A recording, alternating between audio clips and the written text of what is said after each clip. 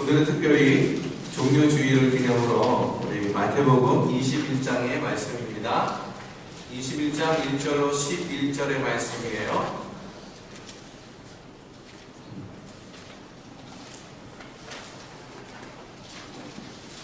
자, 서로 한 절씩 교독하도록 하겠습니다. 제가 먼저 1절을 읽도록 하겠습니다. 그들이 예루살렘에 가까이 가서 감난산 벳바게에 이르렀을 때에 예수께서 두 제자를 보내시며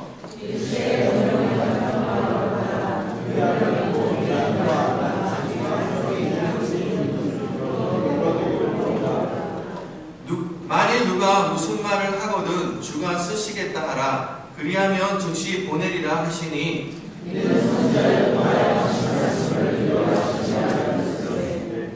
시온의 딸에게 이르기를 내 왕이 내게 임하나니 그는 겸손하여 낙이 곧 멍에 매는 짐승의 새끼를 갖도다 하라 하였느니라.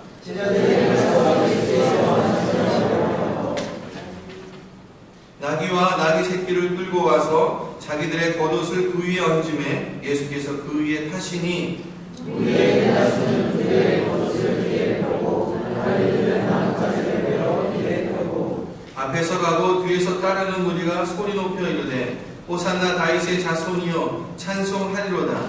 주의 이름으로 오시는 이여 가장 높은 곳에서 호산나 하더라.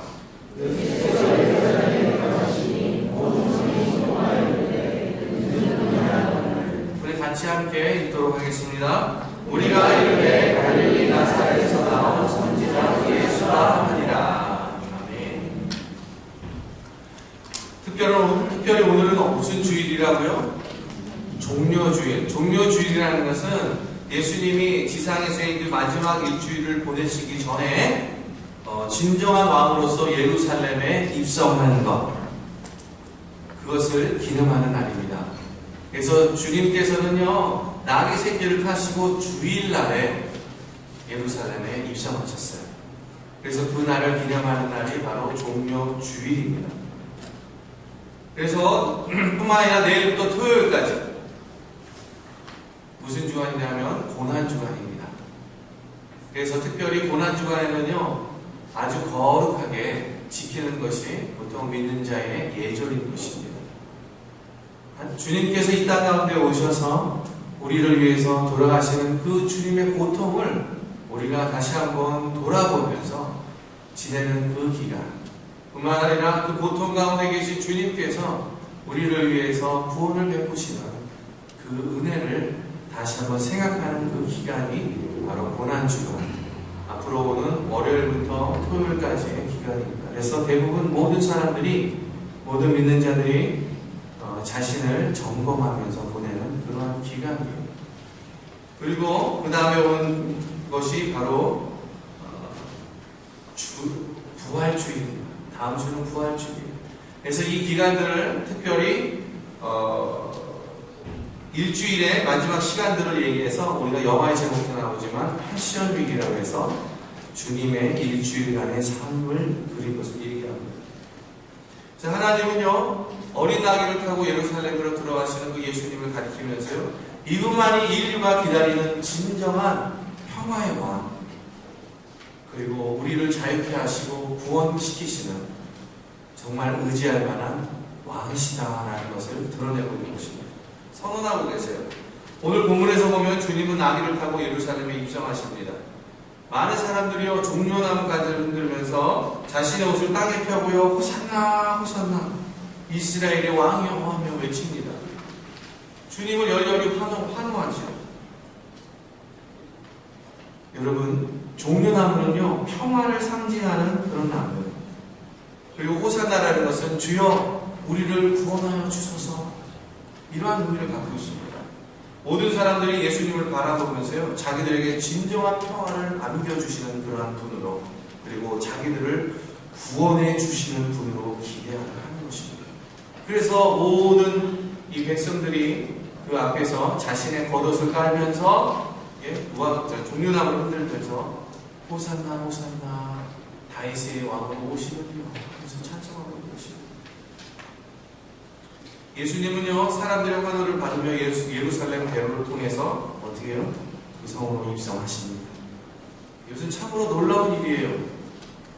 왜 그러냐면은 예수님의 지난 그 3년 거의 6개월 되는 3년 6개월 되는 그 시간들을 돌아봤을 때요, 예수님은 한 번도 자신의 신분을 공적으로 드러낸 적이 없습니다. 가끔 지도자들이 내가 누구인지 밝혀라, 그렇게 막 도전하면서 이야기했을 때에도 예수님은요, 직접적인 언급은 피하세요. 그러면서 어떻게 하십니까? 간접적으로 인자라는 말을 표현해서 약간의 모호한 용어로 자신을 대변하십니다. 이러한 비슷한 사건들이 있을 때마다 예수님은요, 내 때가 이르지 아직 않았다라고 이렇게 얘기하시면서 사람들의 말에 동의하지 않으시고 자신의 신분을 공적으로 노출시키는 것을 꺼려하십니다. 그래서 이상한 거예요. 왜 하필이면 이때 예수님께서 공적으로 모든 백성들의 환호를 받으면서 이렇게 공적으로 자신을 드러내시면서 왜 이 종료주일에 이렇게 예루살렘 성으로 입성하시는 걸까?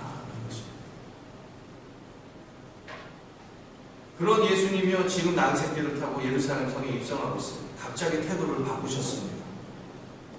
나귀 새끼를 타고 자신이 다윗의 자손이요 평화의 왕이라는 것을 만천하에 공포하시죠. 그러나 제자들은요, 왜 예수님이 갑자기 이렇게 태도를 바꿨는지 이해하지 못합니다. 3년 6개월 동안 따라다니고 같이 동고동락하지만 그러나 제자들은 몰라요. 깨닫지 못해요. 여태까지 신분을 감추고 있으다가 어느 한순간에 이렇게 모든 것을 드러내시고 입성하시는 그 예수님의 그 하루아침에 바뀐 태도를 제자들은 이해하지 못합니다. 그러나 예수님께서 부활하시고 승천하신 다음에 제자들이 깨달아요. 제자들은요, 처음에 요한복음에 보니까요, 이런 말씀이 있습니다. 제자들은 처음에 이 일을 깨닫지 못하였다가 예수께서 영광을 얻으신 후에야 이것이 예수께 대하여 기록된 것인과 사람들이 예수께 이같이 한 것인 줄 생각나더라. 예수님이 하신 그 한마디 한마디, 예수님이 하신 그 한 행위가 그들이 도저히 이해하지 못하고 깨닫지 못했지만, 그러나 예수님이 부활하시고 영광을 얻으신 뒤에 성령이 그 가운데 오셔서 그들의 마음속에 왜 예수님이 그렇게 하셨어야만 하는지를 깨닫게 하셨다는 것입니다. 우리가 아는 바와 같이요, 예수님은 성경을 따라 사셨고요, 말씀을 따라 죽으셨습니다. 메시아가 나귀 새끼를 타고 예루살렘의 왕으로서 입성하신다는 것은요, 스가랴의 예언 중에 나온 말씀이에요. 그 스가랴의 예언에 따라 예수님은 어떻게 해요? 순종하셨다는 것입니다. 유대의 지도자들은요, 기회만 있으면요, 예수님을 잡아서 처치하려고 호시탐탐 노리고 있었습니다. 이것을 알면서도 예수님은요, 하나님의 말씀대로 순종하기 위해서 지금 예루살렘에 공개적으로 자신을 드러내면서 입성하고 계시는 거예요. 왜 그렇습니까? 이 길만이 인류를 위한 구원의 길, 누구든지 하나님께로 갈 수 있는 그 길을 여는 것이기 때문에 예수님은 그 길을 가셨어요. 사실 살려고 가는 것이 아니라 죽으려고 가는 것이죠. 그 길은 죽음의 길이에요. 예수님은 모르지 않았습니다. 아셨습니다. 이미 제자들에게 수없이 말했던 인자가 고난을 받고 그리고 등력과 채찍과 모든 고문을 받은 뒤에 십자가에 달려서 죽게 될 것이고 그리고 3일 만에 다시 부활할 것임을 제자들에게 이렇게 누누이 얘기했지만 제자들은 깨닫지 못해요. 심지어는 주님이 돌아가시고 나서조차도 그리고 무덤에 시체가 없어졌던 그 상황 속에서도요, 제자들은 믿지 않습니다. 내가 주님의 몸을 만져보고 허리에 창자국 찔린 자국 내가 손 넣어봐야 알겠다고 그렇게 말하는 그게 제자였어요.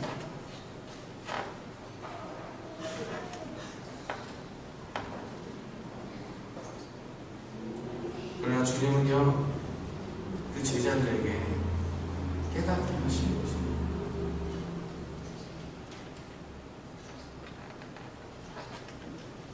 닭 울기 전에 주님을 3번씩이나 부인했던 베드로조차도 나가서 한없이 통곡하며 물었지만 그러나 여전히 주님을 깨닫지 못해요. 부활한 첫날에 막달라 마리아와 다른 여인들이 함께 올라가서 무덤에 시체가 없는 것을 보고 깜짝 놀랐죠.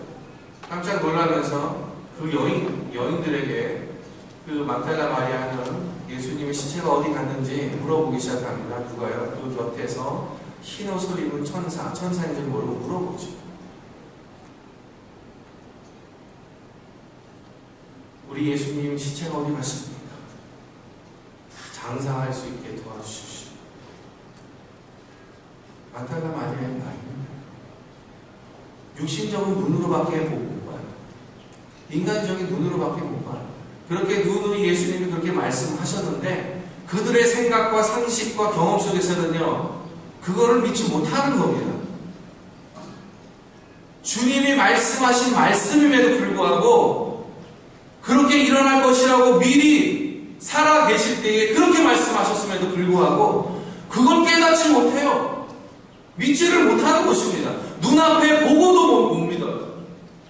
이게 우리들의 모습이에요. 참 안타까운 때가 많아요. 그렇게 할 때 곁에 있는 천사가 보죠. 주님께서 무엇 하셨다? 살아나셨다.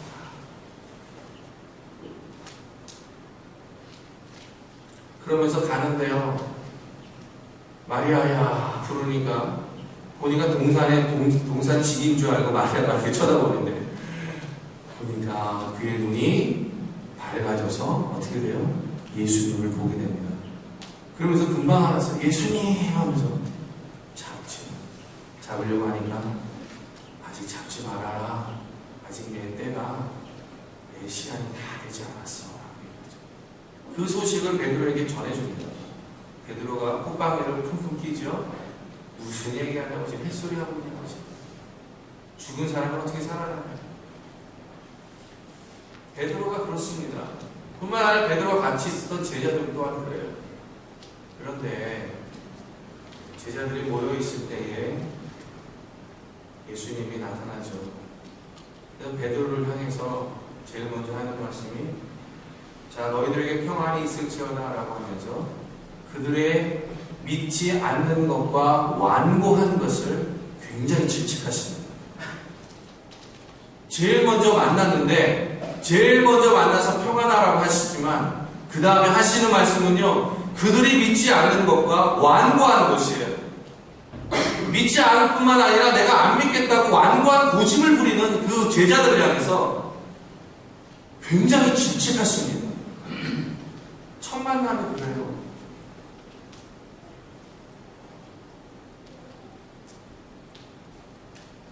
베드로가 그랬어요. 베드로가. 근데 우리 자신 돌아보면 베드로를 평가할 게 뭐가 있습니까? 우리 자신도 비슷한데 믿지 못하고 완고한 거 똑같잖아요.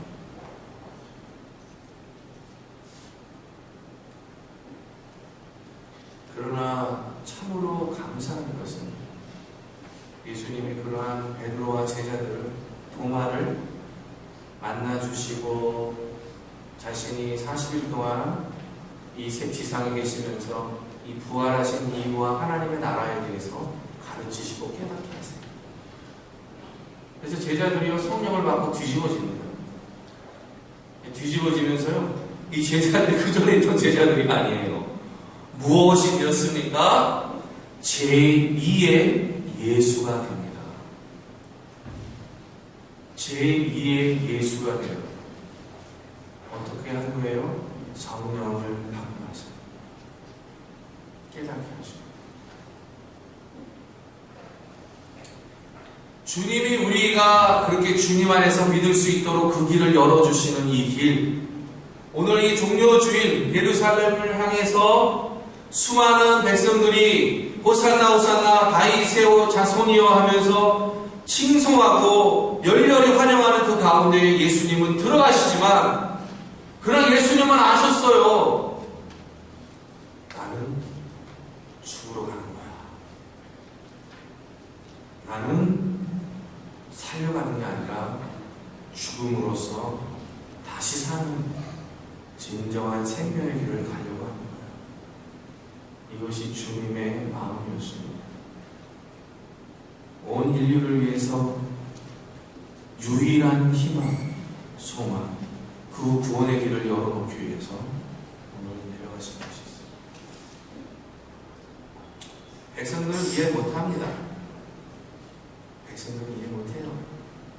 그저 평화의 왕으로 오시고 나의 삶에 그냥 이 노마의 압제로부터 이 어렵고 힘든 이 곤란한 삶에서부터 그냥 그냥 해방시켜 주시면 감사하는 그러한 왕으로만 생각을 했죠. 자신의 주님이고 구원이신 주님을 생각하지 못해요. 주님이 죽으러 간다는 그 사실 자체, 그 길 자체를 이해하는 사람은 한 사람도 없었습니다. 그 외로운 길을 가시는 거죠. 누구를 위해서요? 우리를 위해서.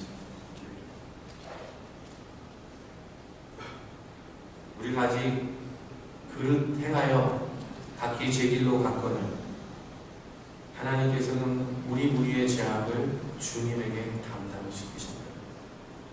우리가 죄인 되고 원수 되었을 때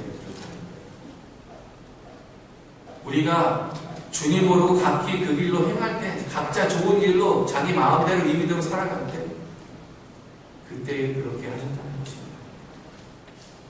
그래서 은혜예요. 그래서 주님 앞에 할 말이 없어요. 주님의 사랑을 받은 우리가 주님 앞에 갔을 때 이야기할 아무런 건덕지가 그 앞에 없다는 것이에요. 그냥 은혜예요. 사랑이에요. 그래서 우리가 주님을 믿는 것이고, 그래서 우리가 그 은혜 때문에 그 사랑이 너무 커서 우리가 주님을 닮아가려고 하는 것이고 따르려고 하는 것입니다. 그런데 사랑하는 성도 여러분, 너무 주님의 은혜와 사랑만을 강조하지 마세요.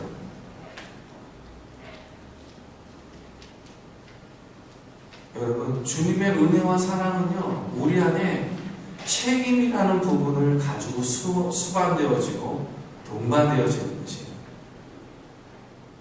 우리는 참 이기적인 사람들입니다. 우리는요, 주님의 사랑과 은혜만을 생각하려고 해요. 주님께서 우리에게 책임지시라고 하는 그 부분에 대해서 우리는 잘 생각하지 않습니다. 그러나 우리가 하나님 앞에 갔을 때는요, 하나님의 사랑이 얼마나 큰지, 하나님의 은혜가 얼마나 큰지를 예수님이 이해하게 말씀하시기보다는 너가 그 사랑과 은혜 때문에 얼마만큼 더 많은 짐을 졌는지 그 짐에 따라서 우리에게 상급을 주실 것입니다.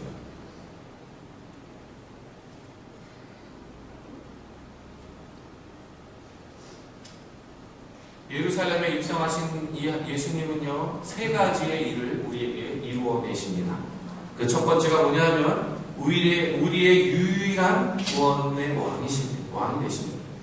우리의 유일한 구원의 왕이 되십니다. 예수님은 우리에게 구원을 주시는 왕이십니다. 나귀 새끼를 타고 예루살렘으로 들어가신 것은요, 세상을 구원하기 위한 것입니다. 요한복음 12장 24절에 보면 이런 말씀이 있어요. 내가 진실로 진실로 너희에게 이르노니 한 알의 밀이 땅에 떨어져 죽지 아니하면 한 알 그대로 있고 죽으면 많은 열매를 맺느니라.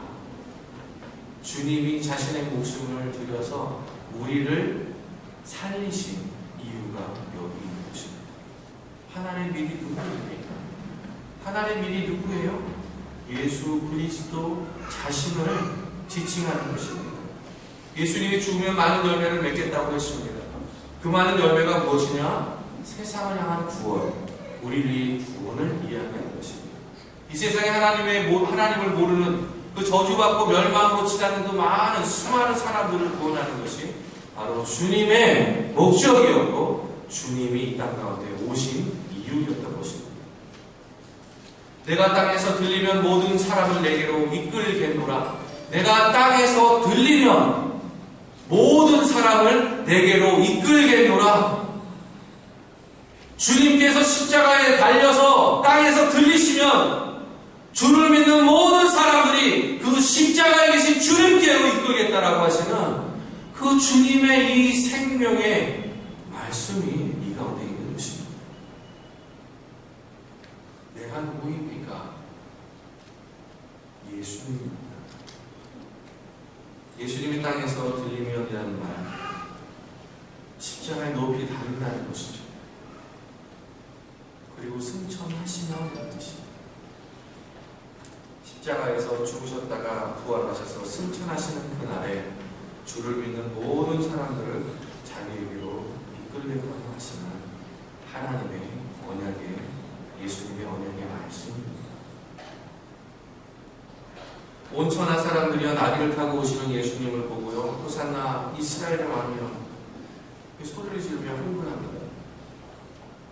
이때 예수님을 반대하던 그 바리새인들이요, 이 모습을 보면서 다음과 같은 말을 해요. 어떤 말을 하냐면, 바리새인들이 서로 말하되 볼지어다 너희 하는 일이 쓸데없다. 보라 온 세상이 저를 쫓는도다 하니라. 바리새인들이 하는 말이야, 너희들 하는 거 다 소용없어, 쓸데없어.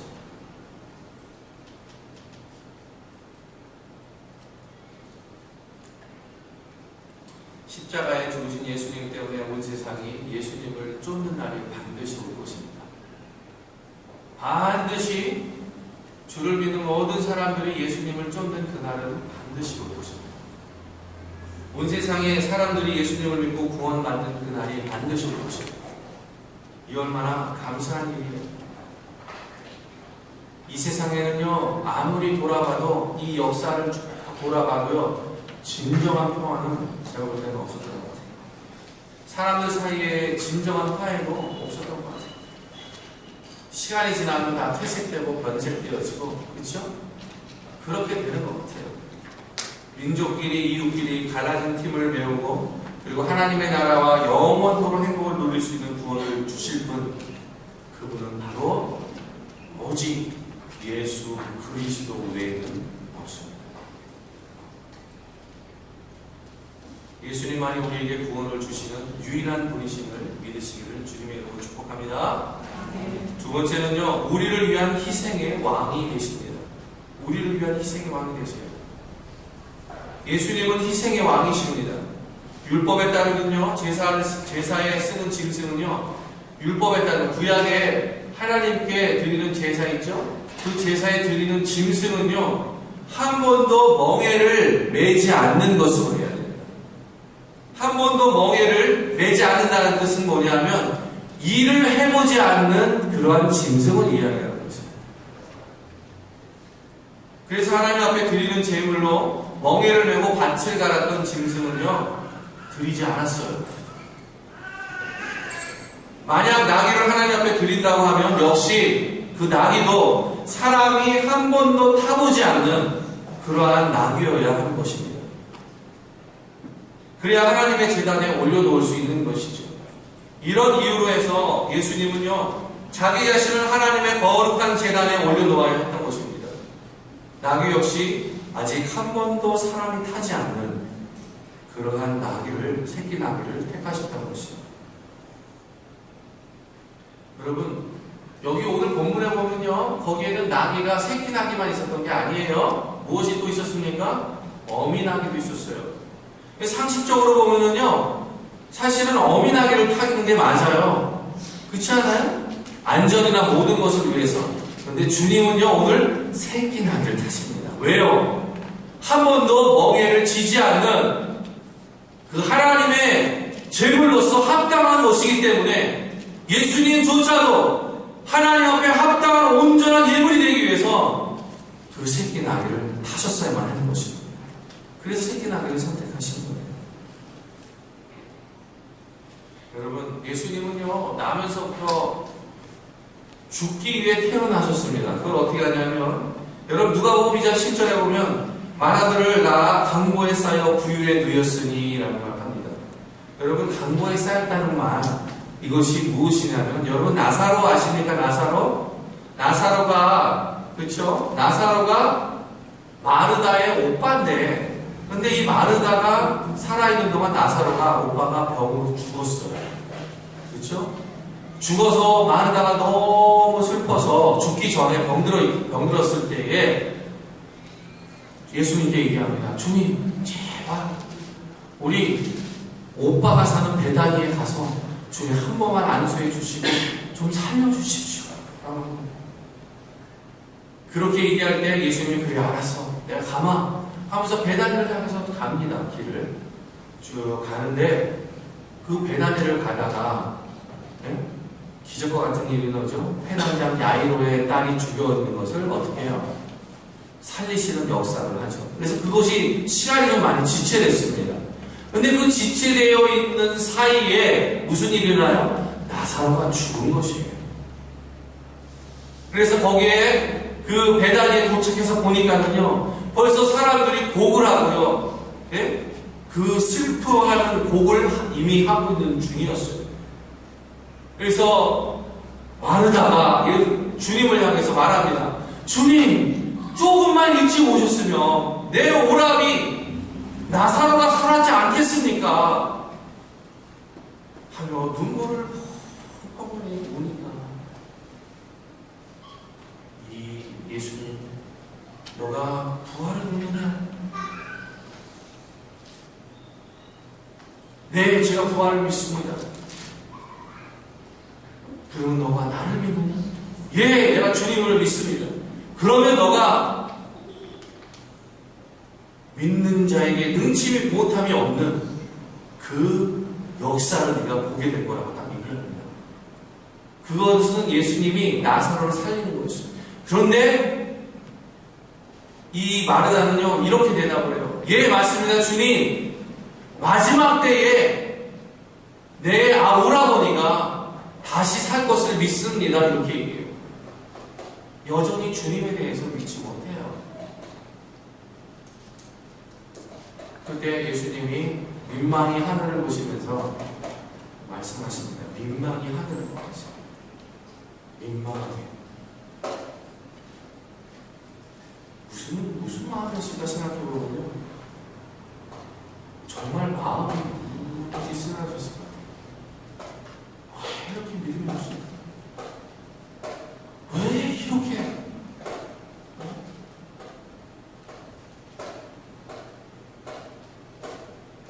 나는 지금 너희를 위해서 죽음의 길을 가고 있는 거야. 너희들은 이렇게 믿음이 없는 거야. 어떻게 그럴 수 있는 거야?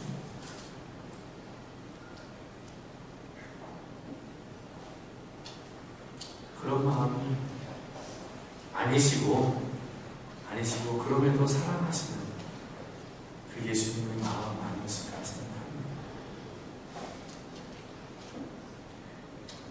그러면서 사람들로 하여금 그 가렸던 돌을 치우게 합니다. 돌무덤에 돌을 치우게 합니다. 그랬더니 사람들이 그 돌을 치우기도 전에 무슨 말을 하냐면, 예수님, 벌써 시체가 썩은 지 3일이 지났습니다. 벌써 냄새가 진동을 해요. 냄새가. 무슨 말입니까? 주님, 당신 참 미쳤군요. 무슨 일을 하려고 하시는 거예요, 지금? 이런 말입니다. 지금 인간으로서 상식을 갖고 계신 겁니까? 이런 말이에요. 그러니까 예수님 뭐라 해요? 잠자코 치우라고 하죠. 그러면서 얘기하죠. 하나님 앞에 기도하시면서, 나사로야 나오라. 나사로야 나오라. 그러니까요, 나사로가 어떻게 해요? 수족을 동인 채로, 수족을 동였다는 건 여러분 하얀 헝겊 있죠? 그 헝겊을 장사하기 위해서 죽은 사람은 어떻게 해요? 예, 헝겊으로 돌돌돌돌 아주 꼭 묶습니다.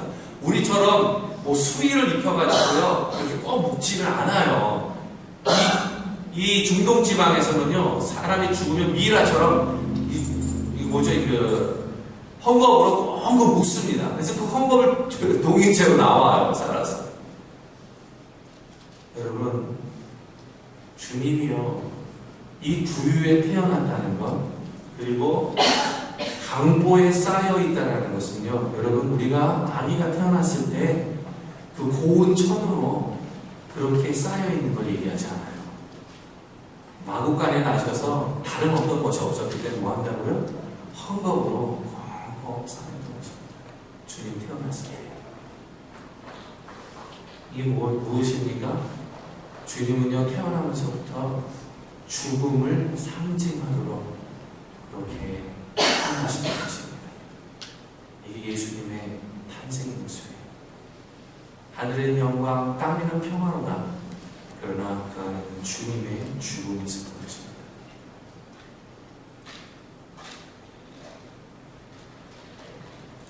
예수님은 마지막 유월절에 양이 되어서 십자가에 죽으셨습니다.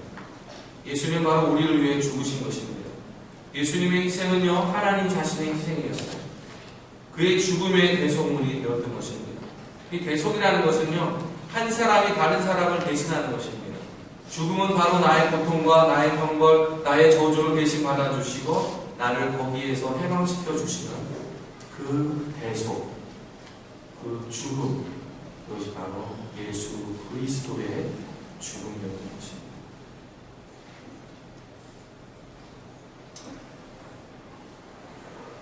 구약시대에요, 제사를 드릴 때 제사를 어떻게 드리냐면요, 사람들이 자기의 죄사함을 받기 위해서 짐승들을 데리고 옵니다. 그 데리고 오면 어떻게 하냐면요, 이 사람이 자기의 손을 들어서요, 그 짐승에게 손을 내밉니다. 그리고 제사장은 손을 내밉니다. 그러면서 하는 말이 뭐냐면, 내가 지었던 모든 죄를 너에게 전가하노라, 이렇게 얘기합니다. 그래서 그 죄를요, 이 짐승에게 다 전가시켜요. 그 전가된 짐승을 어떻게 해요? 잡습니다. 이것이 구약에서 드리는 짐승의 제사예요. 예수 그리스도께서 십자가에 못 박히실 때에요, 우리는 그의 머리에, 예수님의 머리에 손을 얹었습니다. 그리고 우리의 모든 죄를 그에게 다 담당시켰어요. 그리고 하나님이 우리에게 내린 저주를 그에게 다 인계했습니다. 내가 살 수 있도록 당신이 짊어지시오. 내가 살 수 있도록 예수님이 짊어지십시오. 그래서 예수님은 우리를 대신해서 죽으셨던 것입니다. 친히 나무에 달려 그 몸으로 우리 죄를 담당하셨으니 이는 위로 죄에 대하여 죽고 의에 대하여 살게 하려 하시니라. 저가 채찍에 맞음으로 너희는 나음을 얻었나니. 베드로전서 이렇게 얘기하고 있습니다. 대속의 죽음입니다. 자기를 희생하시는 주님을 만남으로 성령 안에서 자유함을 얻으시기를 바랍니다. 세 번째, 우리가 닮아야 할 겸손의 왕이십니다. 우리가 닮아야 할 겸손의 왕이 되셨습니다. 예수님은 겸손하신 왕이에요. 스가랴서에 아까 예언되어진 보라, 내 왕이 내게 임하리니 그는 겸손하여 나귀 곧 멍에 매는 짐승의 새끼를 탓도다 하라 하였느니라. 스가랴 9장 9절의 말씀이에요. 오늘 본문을 보면요, 아까 말씀드린 것처럼 제자 둘을 보내서요, 나귀를 데려오게 합니다. 나귀를 데려오는데 어미를 데려오니까 새끼가 자동적으로 따라와요. 아까도 말씀드렸지만 상식적으로 탈 때는요, 어미를 타지 새끼를 타지 않습니다. 왜? 한 번도 태우지 않았기 때문에, 힘도 부족하기 때문에. 그러나 주님 어떻게 했어요? 주님의 말씀대로, 주님의 거룩함 때문에 한 번도 사람을 태워보지 않는 새끼를 어떻게 해요? 선택하셔서 타고 가세요. 왜요? 스가랴 9장 9절에 나귀 새끼를 타고 입성하시는 겸손한 왕이라고 그렇게 예언하셨기 때문이었습니다. 그 예언대로 어떻게 해요? 지금 예수님이 순종하시면서 가시는 겁니다. 이사야서에도 마찬가지입니다. 예수님은 하나님의 말씀에 순종함으로 겸손함을 보이셨던 것입니다. 겸손은요, 자신의 높음을 드러내지 않습니다. 상대방의 처지로 내려앉아 함께 울고 함께 웃기를 기뻐하는 마음이에요. 거칠게 대하지 않고요, 마음에 상처를 주지 않으면서도요, 사람과 가까워지는 온유함이 바로 겸손한 마음에서 나오는 것입니다. 우리 예수님이 겸손하고 온유한 왕이십니다. 믿으시죠? 인정하시죠? 사랑하는 성도 여러분, 우리 모두는요, 너나 할 것 없이 다 무거운 짐을 지고 인생을 살아갑니다. 그렇죠? 어려운 일, 무거운 짐, 얽매이기 쉬운 죄, 그렇죠? 이것이 다 우리의 인생길에 있는 것이 맞아요. 그러면서도 우리의 인생은 잠깐 있다가 사라지는 안개와 같아요. 그러나 또 한편으로는 눈물과 고통으로 얼룩진 긴 여정이기도 합니다. 멀리서 볼 때는요, 탄탄대로 같이 보여져요. 그러나 가까이 가 볼수록 얼마나 그 길이 험하고 두렵습니까? 이러한 험하고 좁은 길로 인해서 우리 모두는요, 한 사람도 예외 없이 수고하고 무거운 짐을 지고 살아가고 있는 것입니다. 예수 믿기 전에는요, 우리가 두 가지 정도의 짐을 짓게 돼요. 예수 믿기 전에 우리가 지는 짐이 두 가지 정도가 있어요. 첫째는 뭐냐면요, 죄와 사망이 주는 그런 영적인 죽음의 짐을 집니다. 죄가 우리를 짓누르죠. 가책이 우리를 짓누릅니다. 죽음의 공포가 우리를 사신하고 떨게 그렇게 만들어요. 밤낮 없이 그 고통 속에서 우리는 매여 삽니다. 그러나 예수님을 발견하고 그를 믿어 거듭난 후에는요, 죄와 사망이 짓누르는 그러한 짐에서 자유를 얻게 되는 것입니다. 사망의 공포가 우리에게서 떠나가는 것이에요. 죄와 가책과 형벌이 우리에게서 물러갑니다. 예수님을 믿을 때에 우리는 우리의 영적인 짐에서 완전히 자유하게 되는 것입니다. 그러나 우리에게 여전히 또 하나의 짐이 남겨져 있습니다. 우리는 연약한 육신을 가지고 한 걸음 한 걸음씩 걸어가야 하는 사람들. 연약한 육신입니다. 연약한 육신. 피곤할 때가 많아요. 슬플 때도 많습니다. 사람들에게 질리고 상처 입을 때도 참 많습니다. 절망에 빠져서 허우적거릴 때도 많이 있어요. 고독할 때도 얼마나 많은지 모릅니다. 외로울 때도 얼마나 많은지 몰라요.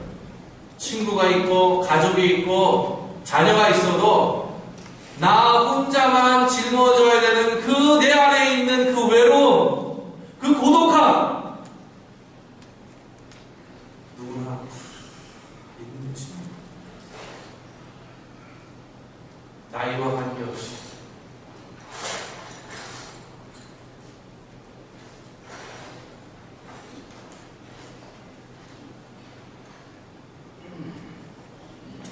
물론 기쁘고 신이 날 때도 있어요. 그러나 인생을 산다는 그 자체가 우리를 짓누르는 수고와 그리고 슬픔이 되는 것은 피할 수가 없는 것입니다. 우리 모두에게는요, 예수님과 같이 나귀 새끼를 타고 오시는 그 겸손한 왕이 필요해요. 그분이 내 곁에 있어 주셔야만 내가 마음의 평안을 누릴 수 있습니다. 진정한 마음의 평안, 그것을 누릴 수 있어요. 무거운 인생의 짐을 지고 쓰러질 때 그 짐을 함께 지고 갈 수 있는 그 겸손한 왕, 그 예수님이 우리에게 필요합니다. 가다가 쓰러지면 즉시 달려와서 왜 쓰러졌느냐고 따지기 전에 조용히 나의 팔을 붙들고 일으켜 주시면서 하시는 말씀, 내가 있지 않니? 나와 함께 가, 같이 가자 하시는 그러한 겸손의 왕이신 예수님이 우리에게 필요한 것입니다. 예수님이 높은 군마 위에 올라앉아서요, 황금 지팡이 들고 그리고 면류관을 쓰고요, 많은 군사들과 함께 호위를 받으면서 오시는 그런 왕이라면, 그러한 왕으로 예루살렘에 만약에 입성하신다면 누가 감히 그 앞에 자유롭게 나아갈 수 있겠습니까? 그렇죠? 그러나 예수님은요, 나귀 새끼를 타고 오시는 겸손한 왕이시다. 그러기에 어린애라도 가서 툭툭 건드리시면서 두들겨 볼 수 있는 것이고요. 그 옷자락을 누구든지 잡아당길 수 있는 것이에요.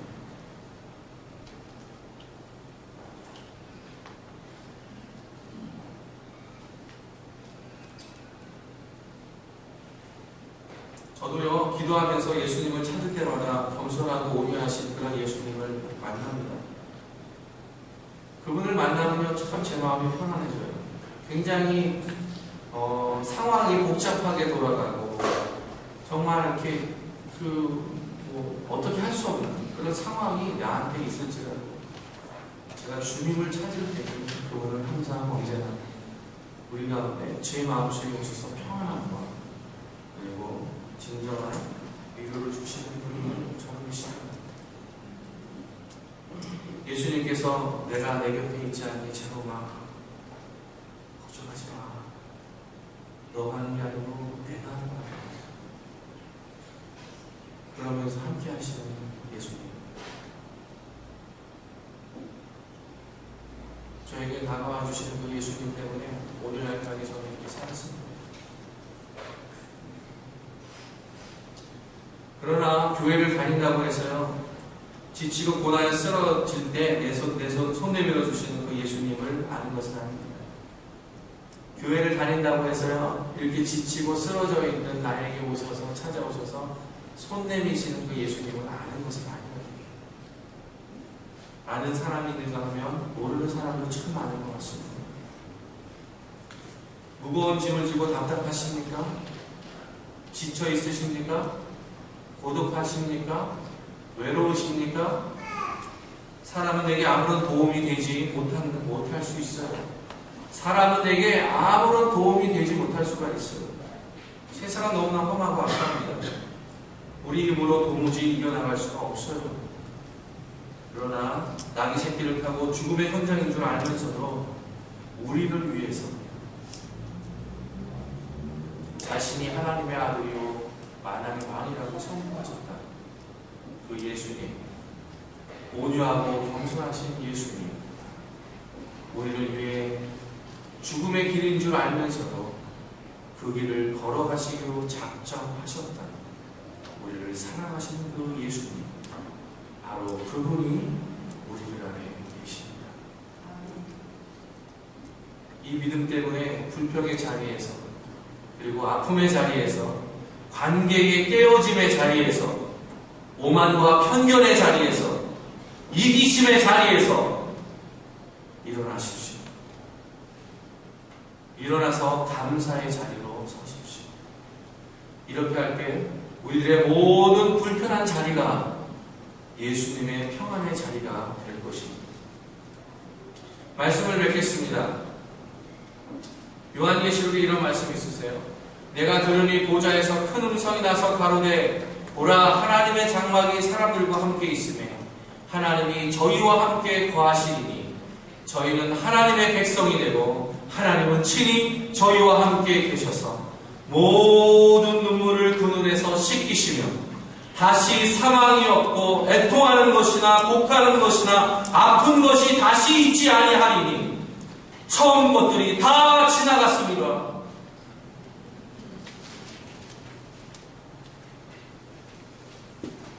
누가 이런 영원하고 행복한 마음을 우리에게 가져다 줄 수 있습니까? 예수님밖에 없습니다. 예수님밖에 없어요. 그분의 구원은 완전한 구원입니다. 그분의 구원은 영원한 구원입니다. 어린 나귀 새끼를 타고 예루살렘에 입성하시던 그 예수님이 우리에게 이 구원을 베풀어 주시고 이루어 주신 것입니다. 겸손하신 왕이시고 희생하시는 왕이시면서 우리를 위해 목숨을 내던지시는 구원의 왕이신 예수님이 지금 우리와 함께 계십니다. 우리와 함께 계십니다. 우리 안에 살아 계십니다. 이런 예수님을 믿고 의지하며 동행하시는 한인연합교회 모든 성도님들이 계시기를 주님의 이름으로 축복합니다. 함께 기도하겠습니다.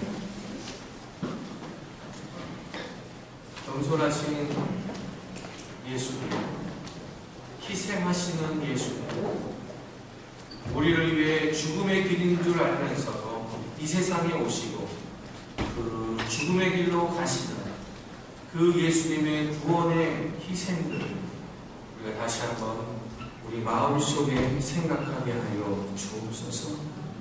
그래서 하나님 우리들의 부끄러운 것들을 내려놓게 하시고 주님이 주시는 믿음의 자리로 우리가 설 수 있도록 주께서 우리에게 믿음을 더하여 주옵소서. 감사하며 예수님의 이름으로 기도하옵나이다.